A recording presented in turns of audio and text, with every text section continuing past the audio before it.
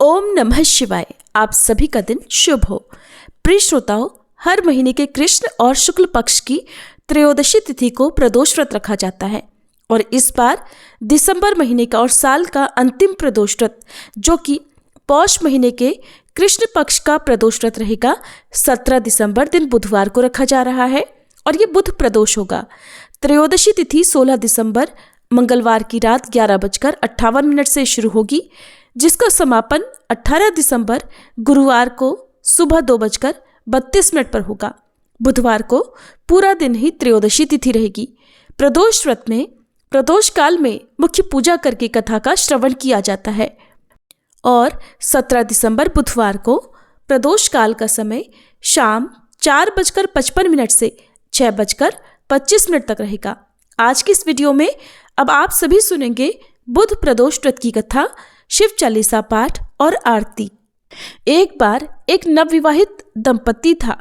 एक दिन रविवार को वह अपनी पत्नी को साथ ले जाने के लिए अपनी ससुराल गया। शादी के बाद यह पहली बार था। ससुराल वालों ने उसका खूब स्वागत किया और उसके लिए तरह तरह के भोजन और अच्छे बिस्तर की व्यवस्था की। उसकी पत्नी की सहेलियों ने उससे मजाक किया। उसने उनके मजाक और बातचीत का आनंद लिया।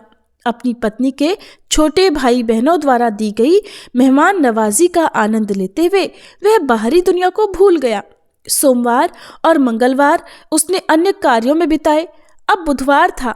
उसने अपनी सास से कहा, सासू माँ, आज मुझे एक जरूरी काम है, आप अपनी बेटी को मेरे साथ तुरंत भेज दीजिए। तब सासू माँ ने कहा, लेकिन आज तो बुधवार है और बुधवार को कन्याओं को ससुराल भेजना शुभ नहीं होता। ससुराल में बेटियों को भेजना इस दिन अशुभ माना जाता है, इसलिए आज मैं अपनी बेटी को नहीं भेजूंगी।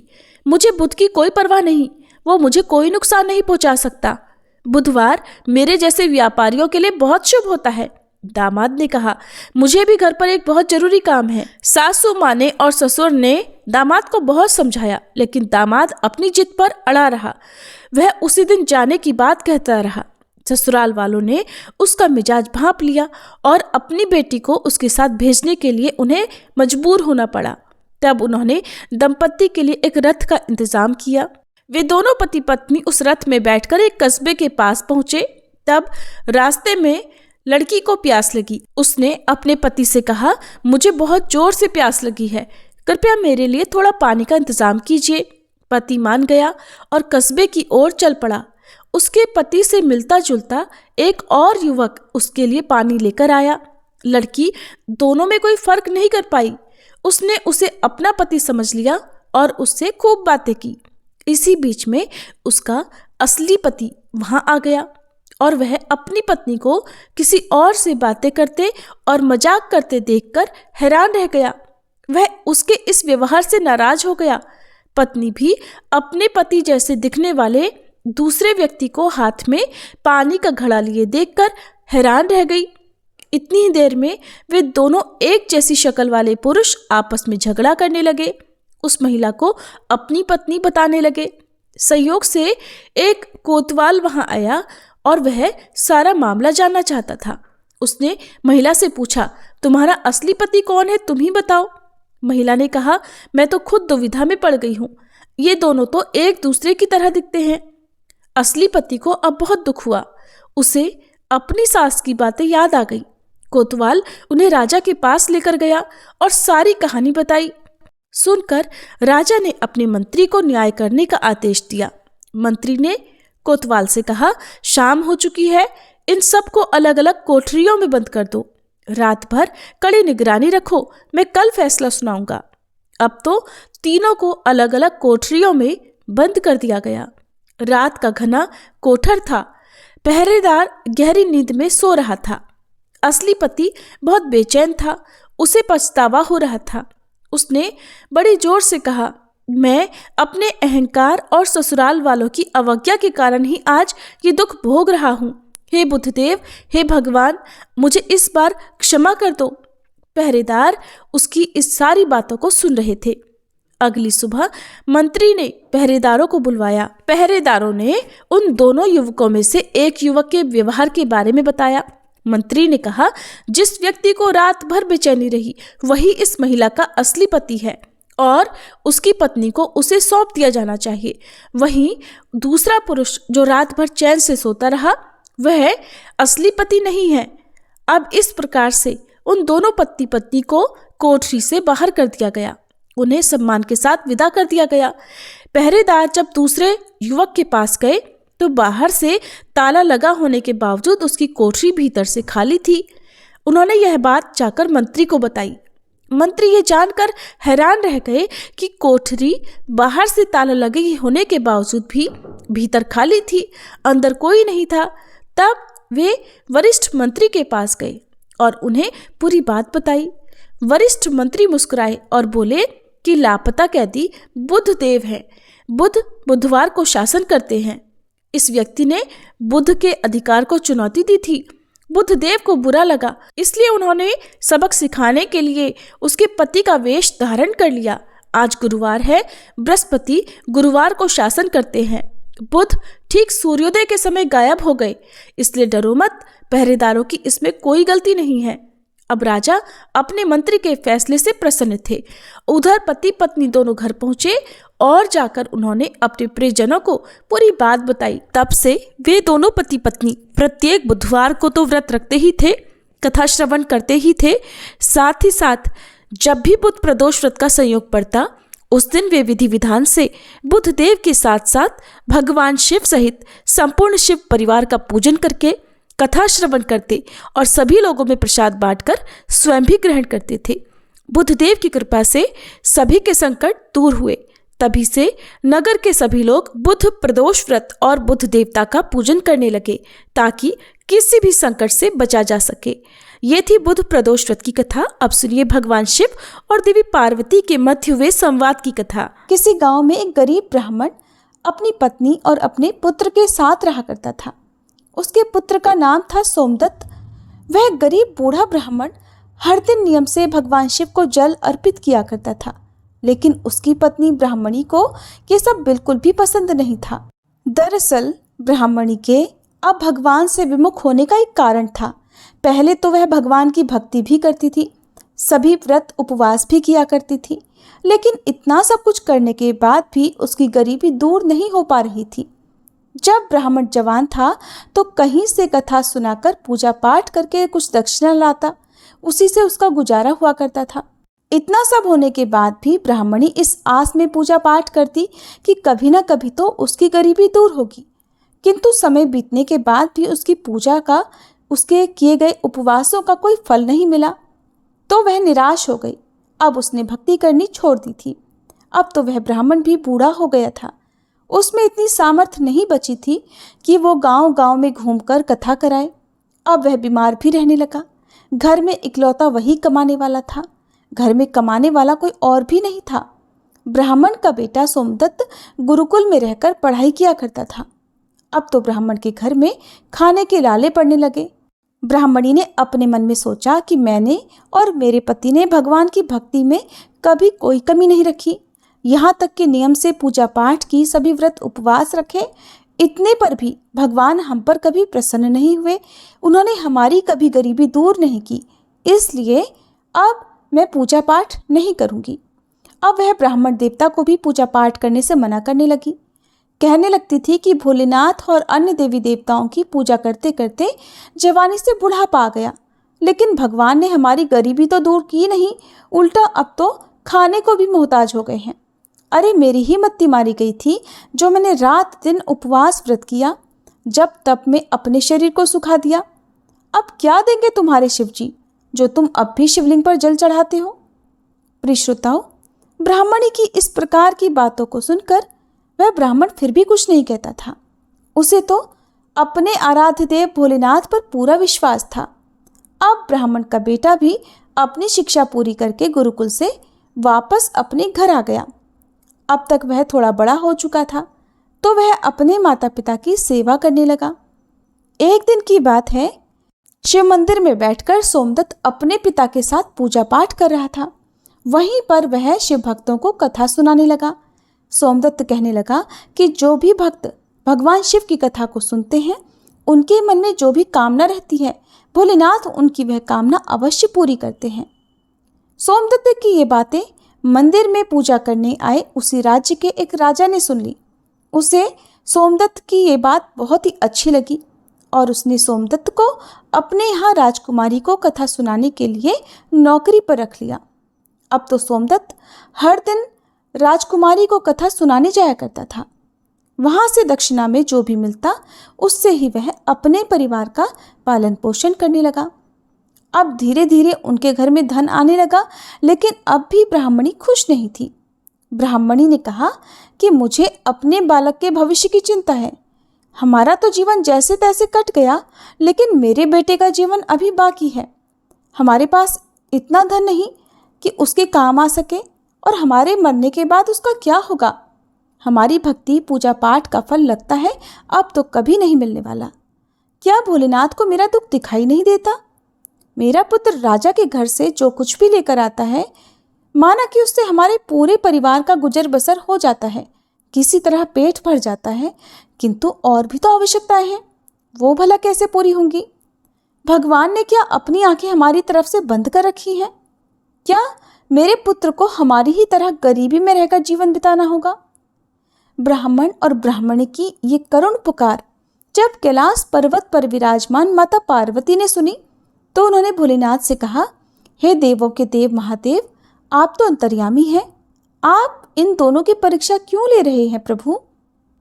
ये ब्राह्मण तो आपका परम भक्त है, अब उसके दुखों का नाश कीजिए प्रभु, नहीं तो ये ब्राह्मण कहीं आपकी पूजा करना बंद ना कर दे और कहीं उसके मन में आपके प्रति विश्वास ही समाप्त ना हो जाए, तब तो फिर कोई भी आपकी पूजा नहीं किया करेगा। माता पार्वती की इस प्रकार की बातों को सुनकर भोलेनाथ ने कहा, देवी आप बिल्कुल भी चिंता ना करें, मैंने तो उनके भाग्योदय का बीज पहले ही बो दिया है। अब हम दोनों को साथ में लक्ष्मी जी और विष्णु जी को लेकर इस ब्राह्मण के घर जाने का समय आ गया है। मेरी कृपा के साथ ही वह ब्राह्मण दंपति भगवान विष्णु और माता लक्ष्मी जी के भी कृपा पात्र हैं। उन दोनों पति पत्नी ने हम दोनों की पूजा एक साथ की है। हे देवी, अब पृथ्वी लोक पर जाकर हमें शिव लीला करनी है। ऐसा कहकर भगवान शिव तुरंत ही माता पार्वती जी के साथ नंदी पर सवार होकर वैकुंठ लोक में जाते हैं, जहाँ पर दयानिधि भगवान विष्णु शेष नाग की शैया पर विराजमान थे और माता लक्ष्मी उनके चरण दबा रही थी। तब भगवान शिव ने श्री विष्णु जी से पृथ्वी लोक पर चलने के लिए कहा। भगवान विष्णु कहने लगे, हे देवी आप भी हमारे साथ चलिए, हमारे भक्त का बुलावा आ गया है। अब क्या था, चारों देवी देवता साधु और साध्वी का वेश धारण करके पृथ्वी पर उन ब्राह्मण के घर पर पहुंचकर अलख जगाने लगे और कहने लगे, अलख निरंजन, अलख निरंजन। घर में से वह बूढ़ा ब्राह्मण निकला और उसने देखा कि उसके द्वार पर साधु साध्वी खड़े हैं, तो उसने उन सब को प्रणाम किया। तब भगवान शिव और भगवान विष्णु कहने लगे, हे ब्राह्मण देवता, आज रात में हम आपके घर पर विश्राम करना चाहते हैं। तब ब्राह्मण पुत्र सोमदत्त ने अतिथि देवो भव ऐसा विचार करके कहा, महाराज मेरे घर में दक्षिणा में मिले दाल भात आदि से ही हम तीनों के भोजन की पूर्ति होती है, उसी से हमारा पेट भरता है, इसलिए मैं एक समय के भोजन की ही व्यवस्था कर सकता हूँ। साधु ने उस ब्राह्मण को एक बर्तन देकर कहा कि आज वो दाल भात इस बर्तन में बनाओ तो हम सब का दोनों समय का भोजन बन जाया करेगा। इस प्रकार उस बर्तन में बने भोजन से दोनों समय के भोजन की पूर्ति हो गई। इतना भोजन बना कि दोनों समय का भोजन सबने पेट भर कर खाया। अगले दिन प्रातःकाल सोमदत्त जाने लगा तो साधु रूपी भगवान शिव ने पूछा, पुत्र तुम कहाँ जा रहे हो? सोमदत्त कहने लगा, हे साधु महाराज, मैं राजकुमारी को कथा सुनाने जा रहा हूँ, ये मेरा नित्य का नियम है। तब साधु ने कहा, तुम कथा सुनाने के बाद राजकुमारी से पूछना कि तुम किस इच्छा की पूर्ति के लिए कथाएं सुनती हो। अब सोमदत्त राजकुमारी को कथा सुनाने के बाद उससे वही प्रश्न पूछता है कि हे राजकुमारी, मैं तुम्हें नित्य कथाएं सुनाता हूँ, लेकिन ये बताइए कि आप इन कथाओं को किस लिए सुनती हो। तब राजकुमारी कहने लगी, हे ब्राह्मण पुत्र, मैं इस इच्छा से कथा सुनती हूँ कि मुझे ऐसा वर मिले जिसकी चर्चा सभी के मुंह पर हो, उसके माथे पर चांद और सूरज की रोशनी हो और वह इतना भाग्यवान हो, इतना धनी हो कि उसके कदमों में लक्ष्मी थिरकती हुई हो और ऐसी बारात हो जो आज तक कभी किसी ने देखी ना हो। अब वापस आकर सोमदत्त ने राजकुमारी द्वारा कही हुई सारी बातें उन साधुओं को बताई। अब देखिए, अगले दिन प्रातःकाल जब सोमदत्त कथा सुनाने के लिए जाने लगा तो उन साधुओं ने कहा, पुत्र, आज राजकुमारी से फिर वही प्रश्न करना। वो फिर से तुम्हें कल वाली बातें बताए तो तुम उस समय तुरंत ऐसा कह देना कि जैसा पति तुम्हें चाहिए वैसा तो केवल मैं ही हूँ, और ऐसा कहकर तुरंत वहां से चले आना। सोमदत्त कहने लगा, हे साधु महाराज, कहाँ मैं एक गरीब ब्राह्मण जिसका घर उसी की दी हुई दक्षिणा पर चलता है, और कहाँ वह एक राजा की पुत्री, एक राजकुमारी। राजा तो ये जानते ही कि मैंने उसके सम्मुख विवाह का प्रस्ताव रखा है, मुझे और मेरे परिवार को मृत्यु दंड देकर मौत के घाट उतार देगा। इसलिए साधु महाराज, मैं तो ऐसा बिल्कुल नहीं करूँगा। साधु ने कहा, ठीक है, हम तुम्हें परिवार सहित अभिश्राप से भस्म किए देते हैं। सोमदत्त तो पहले ही उनके चमत्कार से डरा हुआ था। उसने सोचा कि राजा तो मुझे बाद में मृत्यु दंड देगा, ये साधु महाराज तो मुझे अभी अपने शाप से भस्म कर देंगे। इसलिए साधुओं को आश्वासन देकर और उनकी बात मानकर कथा सुनाने के लिए वह चला गया। कथा सुनाने के बाद सोमदत्त ने राजकुमारी से कहा, हे राजकुमारी, कल आपने जो बताया था उसके अनुसार जैसा वर तुम्हें चाहिए वैसा वर तो अकेला मैं ही हूँ। ऐसा कहकर वो तुरंत वहां से भाग आया। राजकुमारी की पुत्री को सुनकर एकदम आघात पहुंचा। वह हैरान रह गई। फिर उसने दासी के द्वारा अपने पिताजी को बुलाकर सारी बातें बताई। राजा ने सुना तो राजकुमारी को आश्वासन दिया कि उस उद्दंड ब्राह्मण को उसकी सजा अवश्य मिलेगी। राजा ने तुरंत अपने मंत्रियों से विचार विमर्श किया। फिर एक मंत्री ने कहा कि महाराज, उसने अपराध तो फांसी दिया जाने वाला किया है, किंतु वो है तो एक ब्राह्मण। उसे फांसी देने पर आपको ब्राह्मण हत्या का पाप लगेगा। कुछ ऐसा किया जाए कि वो दंडित भी हो जाए और आपको ब्रह्म हत्या का पाप भी न लगे। तब काफी देर विचार विमर्श करने के बाद तय किया गया कि विवाह का निमंत्रण पत्र कुछ शर्तों के साथ भिजवाया जाए। राजा ने शर्तों वाला निमंत्रण पत्र लिखवाकर अपने सेवक के हाथ सोमदत्त के पिता के पास भिजवा दिया। उधर सोमदत्त ने घर पहुंचकर साधुओं को बताया कि हे साधु महाराज, जब मैंने आपकी बताई हुई बातें राजकुमारी से कही तब तो वह सुनते ही क्रोधित हो गई। अब जल्दी ही फांसी का संदेश भी पहुंचने वाला होगा। लेकिन कुछ देर बाद ही राजा का नौकर निमंत्रण पत्र लेकर वहीं पहुंच गया। तब साधुओं ने नौकर को सम्मान सहित बिठाकर सोमदत्त को निमंत्रण पत्र पढ़कर सुनाने के लिए कहा। पत्र में इस प्रकार लिखा था कि हे ब्राह्मण पुत्र, हमें तुम्हारे विवाह का प्रस्ताव मंजूर है, किंतु कुछ हमारी भी शर्तें हैं। हमारे द्वारा सभी शर्तें पूरी करने पर हम अपनी कन्या का विवाह तुम्हारे साथ कर देंगे, और अगर तुमने शर्तें पूरी ना की तो तुम्हें परिवार सहित फांसी की सजा दी जाएगी। शर्त इस प्रकार है, पहली शर्त के अनुसार बारातियों के ठहरने वाले सभी बारात घर और बनाए गए सभी तंबू बारातियों से भरे होने चाहिए, कोई भी तंबू खाली नहीं रहना चाहिए। दूसरी शर्त, बारातियों के आतिथ्य सत्कार में बनाई गई सभी खाद्य सामग्री, सभी प्रकार के पकवान उपयोग में आ जाने चाहिए, कुछ भी बचना नहीं चाहिए। तीसरी शर्त, ऐसी अद्भुत बारात आनी चाहिए जिसकी प्रशंसा हर व्यक्ति की जबान पर हो। बारात आने पर अगर कोई भी शर्त अधूरी रहेगी तो बारात में आने वाले सभी बारातियों को भी फांसी की सजा दे दी जाएगी। पत्र पढ़ते ही सोमदत्त तो डर के मारे कांपने लगा। उसे इस प्रकार डरा हुआ देखकर साधुओं ने कहा, पुत्र, तुम डरो मत। नौकर को भोजन कराकर पत्र का उत्तर देकर विदा कर दो और पत्र में लिख दो कि हे महाराज, आप विवाह की तैयारियां कीजिए, हम इस दिन बारात लेकर आ रहे हैं। नौकर को भोजन में दाल भात परोसा गया। नौकर की थाली में चमत्कार से 36 प्रकार का भोजन बन गया। विदाई में साधुओं ने, जो कि साधु के वेश में स्वयं भोलेनाथ और श्री हरि विष्णु थे, उस नौकर को मुट्ठी भर धूनी की राख पत्र देकर विदा कर दिया। बाहर आकर नौकर ने मुट्ठी खोलकर देखा तो वह हैरान रह गया कि वो तो राख नहीं बल्कि हीरे मोती हैं। वो बहुत खुश हुआ। उसने जाकर राजा को वह पत्र दे दिया। राजा ने पत्र पढ़ा जिसमें उसकी सारी शर्तें स्वीकार की गई थी। अब तो राजा हैरान रह गया। सोचने लगा कि वो गरीब ब्राह्मण किसके विश्वास पर ऐसा कर रहा है। क्या कोई दुश्मन राजा उसका साथ दे रहा है? क्योंकि वो तो बहुत गरीब है। हमारी इस तरह की शर्तें तो वो कभी भी पूरी कर ही नहीं सकता। यही सोचकर राजा ने शहर के सारे बारात घर सजवा दिए और बहुत सारे तंबू लगवा दिए। राजा को विश्वास था कि अधिक आदमी न आने के कारण वह शर्त हार जाएगा। उधर सोमदत्त अपनी बारात में चलने के लिए जिसे भी कहता वही उसे ये कहकर मना कर देता कि नहीं, तुम्हारा तो अंत समय नजदीक आ गया है और हम बारात में तुम्हारे साथ मरने के लिए भला क्यों जाए। ऐसी बात सुनकर वह बहुत परेशान हो गया। विवाह वाले दिन सोमदत्त को परेशान देखकर साधुओं ने कहा, पुत्र, आज तुम्हारा विवाह है और तुम परेशान लग रहे हो। तैयार होकर चलो हमारे साथ। तुम किसी भी बात की चिंता मत करो, हम तुम्हारे साथ हैं। सोमदत्त ने अब तो भाग्य में जो लिख दिया गया है वो होकर ही रहेगा, ऐसा सोचकर वह तैयार हुआ और साधुओं के साथ चल पड़ा। इधर भगवान शिव ने भी इस बारात में चलने के लिए सभी देवताओं को मनुष्य रूप में आमंत्रित कर लिया। भूत, प्रेत, पिशाच और अनेक गणों को भी विवाह में सम्मिलित कर लिया, जिसके कारण सभी बारात घर और लगाए गए तंबू देखते ही देखते खचाखच भर गए। इसके बाद भी कुछ बाराती बिना तंबू के रह गए।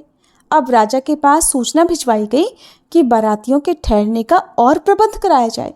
राजा ने सुना तो सुनकर हैरान रह गया। अब उसने सोचा कि कहाँ से इतने बाराती आ गए हैं, चलकर देखना चाहिए कि वास्तव में है क्या बात। फिर क्या था, राजा तुरंत वहां पहुंचा। राजा को आया देखकर भगवान शिव ने शुक्र और शनि जी को बच्चे के रूप में बनाकर भूख के कारण रुला दिया। राजा ने 2 छोटे बालकों को रोते हुए देखा तो पूछा कि ये बालक क्यों रो रहे हैं। साधु बने शिव जी ने कहा कि महाराज, इन्हें बहुत जोर से भूख लगी है। अब राजा ने उन बच्चों को भोजन कराने के लिए भेज दिया। कुछ समय के बाद राजा के कर्मचारी ने आकर बताया कि महाराज, वे दोनों बालक तो सारा का सारा भोजन खा गए और फिर भी भूख भूख से चिल्ला रहे हैं और रो रहे हैं। ये बात सुनते ही राजा तो बड़ा परेशान हुआ।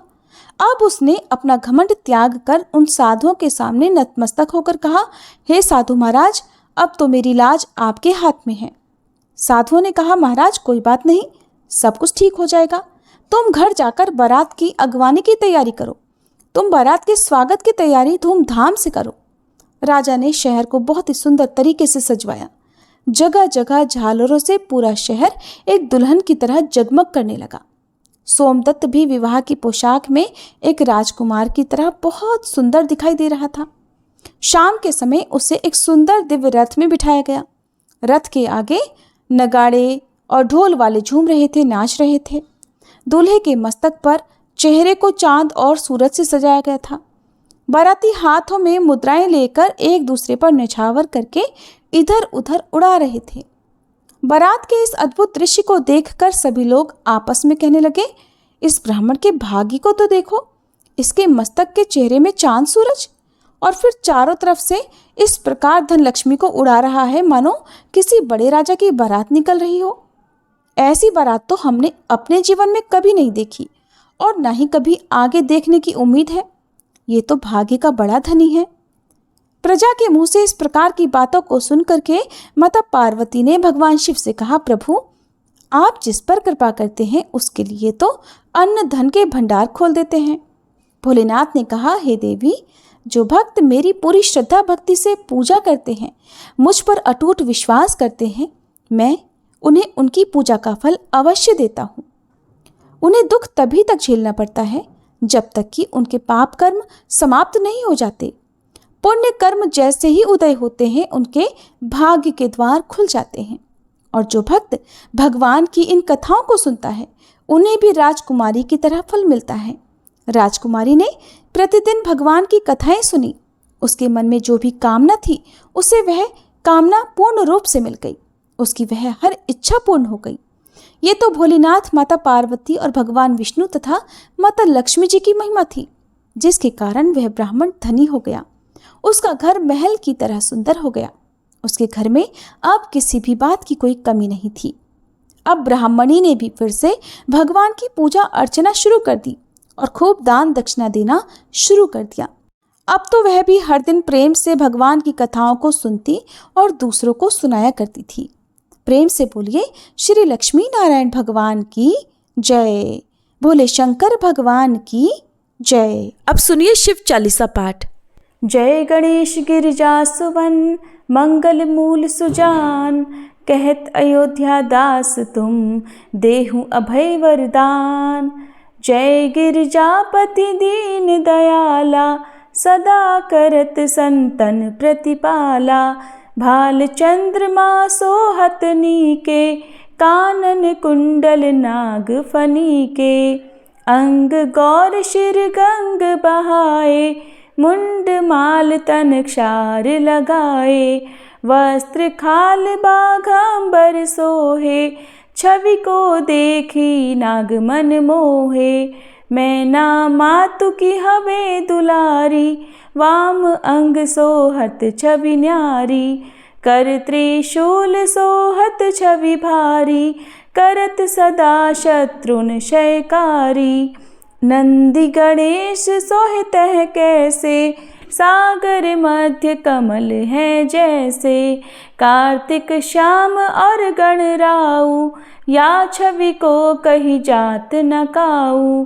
देवन जब ही जाय पुकारा, तब ही दुख प्रभु आप निवारा। किया उपद्रव तारक भारी, देवन सब मिली तुम ही जुहारी। तुरत षडानन आप पठायऊ, लव निमेष मह मारी गिरायऊ। आप जलंधर असुर संहारा, सुयश तुम्हार विदित संसारा। त्रिपुरासुर सन युद्ध मचाई, सब ही कृपा कर लीन बचाई। किया तपहि भागीरथ भारी, पुरब प्रतिज्ञाता सुपुरारी। दानिन मह तुम सम को नाही, सेवक स्तुति करत सदाही। वेद नाम महिमा तब गाई, अकथ अनादि भेद नहीं पाई। प्रकटी उदधि मंथन में ज्वाला, जरत सुरासुर भये विहाला। कीन्ही दया तह करि सहाई, नीलकंठ तब नाम कहाई। पूजन रामचंद्र जब कीन्हा, जीत के लंक विभीषण दीन्हा। सहस कमल में हो रहे धारी, कीन्ह परीक्षा तब ही पुरारी। एक कमल प्रभु राखे उजोई, कमल नयन पूजन चह सोई। कठिन भक्ति देखी प्रभु शंकर, भय प्रसन्न दिए इच्छित वर। जय जय जय अनंत अविनाशी, करत कृपा सबके घटवासी। दुष्ट सकल नित मोहि सतावे, भ्रमत रहो मोहि चैन ना आवे। त्राहि त्राहि मैं नाथ पुकारो, ये ही अवसर मोहि आन उबारो। लै त्रिशूल शत्रुन को मारो, संकट से मोहि आन उबारो। मात पिता भ्राता सब होई, संकट में पूछत नहीं कोई। स्वामी एक है आस तुम्हारी, आए हरहु मम संकट भारी। धन निर्धन को देत सदाही, जो कोई जाचे सो फल पाही। स्तुति के ही विधि करे तुम्हारी, क्षमहु नाथ अब चूक हमारी। शंकर हो संकट के नाशन, मंगल कारण विघ्न विनाशन। योगी यति मुनि ध्यान लगावे, शारद नारद शीश नवावे। नमो नमो जय नमः शिवाय, सुर ब्रह्मादिक पार न पाए। जो यह पाठ करे मन लाई, तापर होत है शंभु सहाई। ऋनिया जो कोई हो अधिकारी, पाठ करे सो पावन हारी।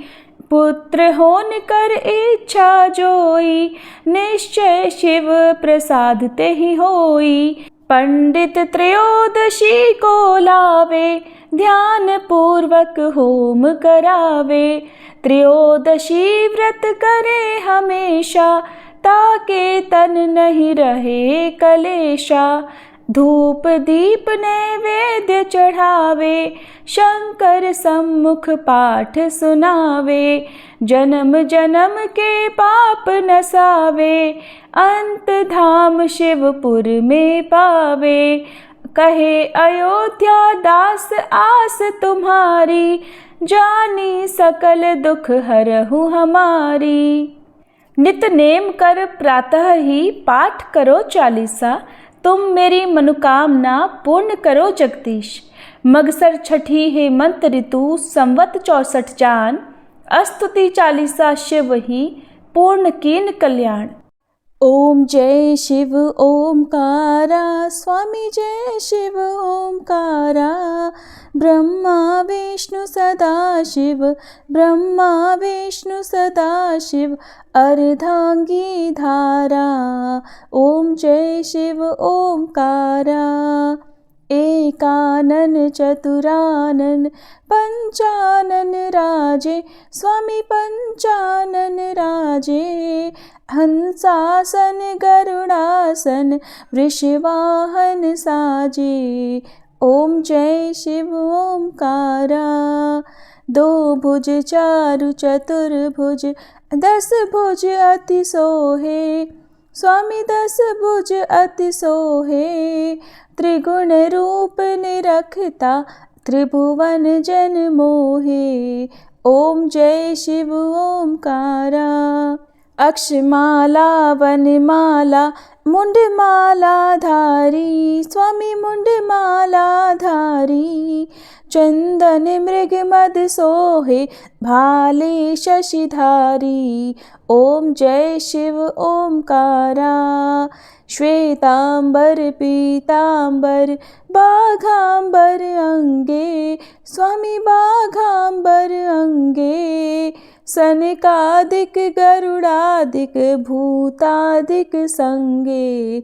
ओम जय शिव ओमकारा।